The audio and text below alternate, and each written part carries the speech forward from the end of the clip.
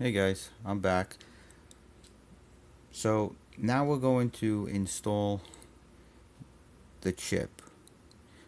We're gonna call it a chip, but it's really called a Spansion chip or a NOR chip. People call it a BIOS chip. But anyways, this chip here, and I'm continuing from another video. So if you see this video, please look at the other couple of videos. Um, when you install it, make sure that that small hole is up towards this way, towards this IC. Or it could be a MOSFET or an Atmel, I don't know what it is. Um, it's the opposite of the chip here. Okay, so don't put that in the wrong spot. Usually there's small little holes. I don't know if you could see them. Let's see. See these small little holes here? Usually they put those on the board so you could line them up with the indent on the chip. So look for that, or look for a small copper pad on one of the corners of the the motherboard. But anyway, whenever you take out any kind of chip, whether it's a buffer chip, for a plasma TV or a chip like this, make sure that you either video it or write it down how it came out. Because if you put it in backwards, it's not going to work and you might short out the motherboard or something. So anyway, I'm going to line up this chip.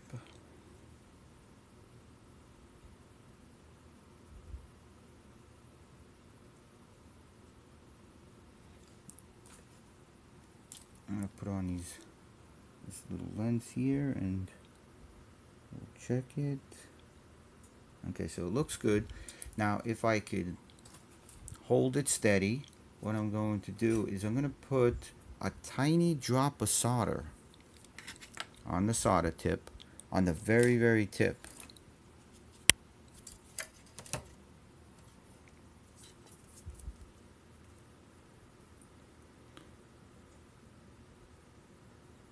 You may not be able to see this, but you want to put a tiny bit, and we're going to solder one corner and one corner only for now, because we just want to hold the chip in place. Okay, so I'm going to try to hold it with the screwdriver. Hopefully the chip doesn't move, because it's a pain to get it lined up.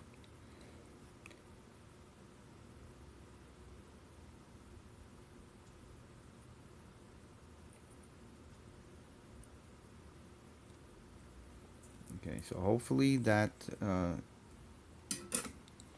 solder flowed to that leg of the chip. So let me check to make sure the chip didn't move.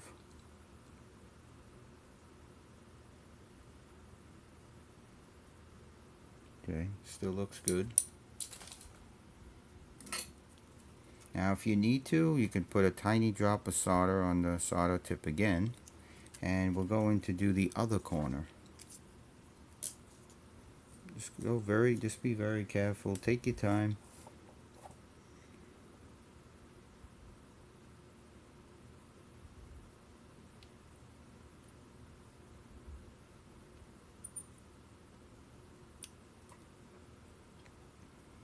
Okay, so now I'm going to do the other corner.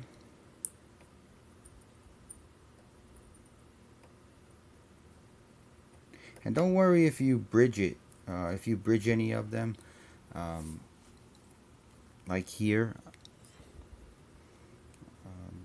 This one is bridged, don't worry about that. When you go across, it'll remove it. So I'm going to just do this last corner here. Be careful for this capacitor, it's very close.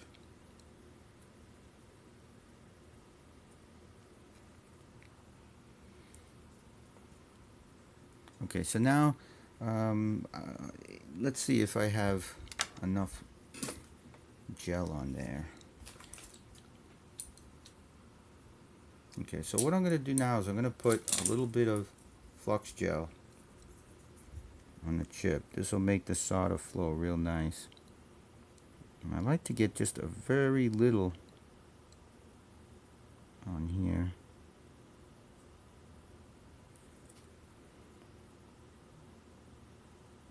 I know I already got some under,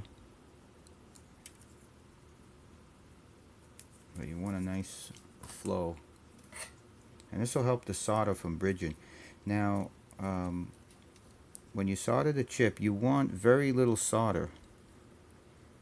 I mean so little on here you barely see it, because a very small amount is enough to do both sides sometimes. So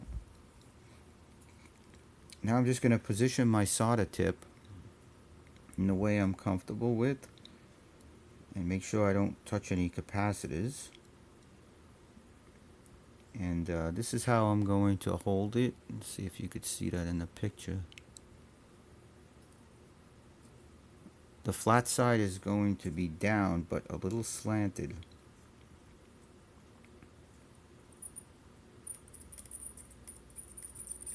And I'm going to just drag it across. And hopefully that was able to solder all the legs on. Now, I'll check the solder tip and make sure I got enough solder on there. Okay, looks good. I'm going to try to do the other side.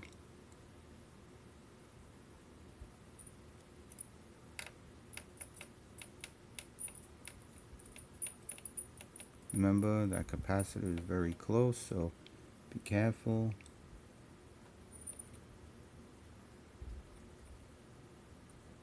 If you get a bridge, like over here, you can go back the other way.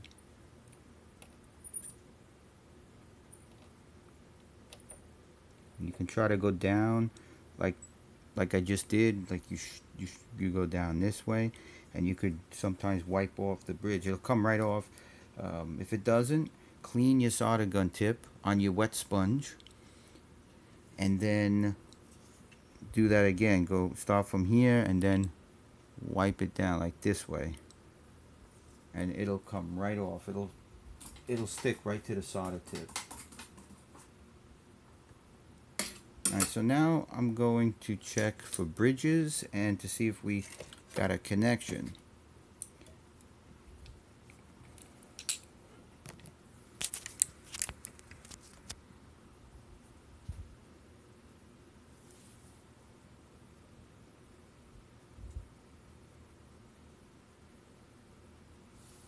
I'm sorry, what I meant to say is see if we got a good connection.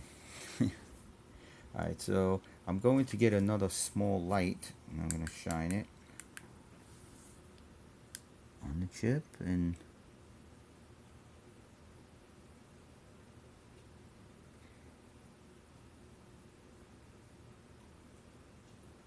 okay, so this side looks good.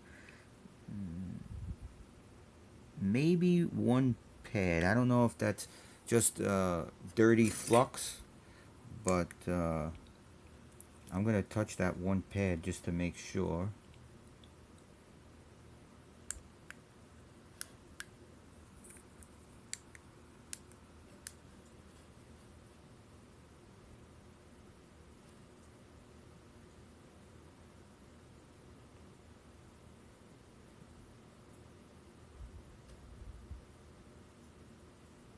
Okay, so I think it was just dirty flux. Alright, so now I'm going to check the other side.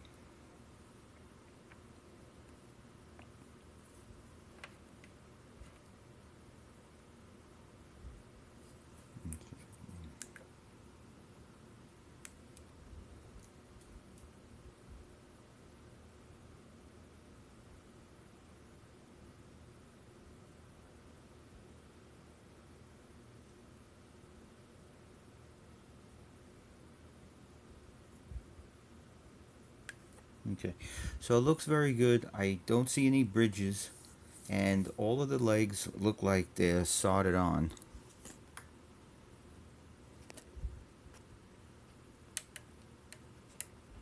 So now I am going to clean off the flux. I think I'm gonna stop this video. It's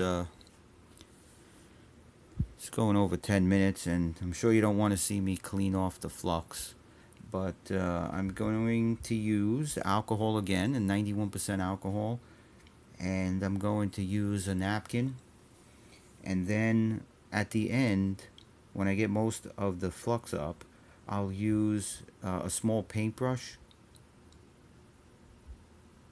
and I'll clean it up real good, and then we'll put it back together and we'll see what happens. But I just want to tell you that the chip on here is already written to. It has a slim BIOS on it, so it's not going to work. What'll probably happen is the TV, or, well, mine is a TV, but your monitor or TV, whatever you have your PlayStation connected to, will just be a black screen. So you'll get, like, green lighted death, and there'll be no power to the USB ports or the hard drive. Okay, that's what happens when you write a BIOS to your PlayStation that is not supposed to be in it. Alright, so I'm going to clean this up and I'll get back to you in the next video. Bye.